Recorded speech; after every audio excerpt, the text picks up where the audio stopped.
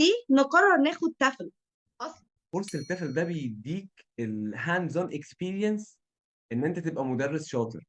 يعني ايه هاندز اون؟ يعني انت بتدرس وبتتقيم، بتعرف نقط قوتك ونقط ضعفك.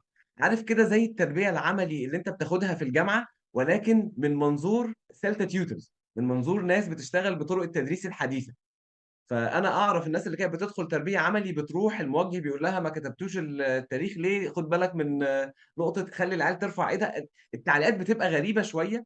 ده مم. بناء على اللي انا سمعته من المدرسين خريجي تربيه واداب، او الناس اللي عملت تربيه عملي.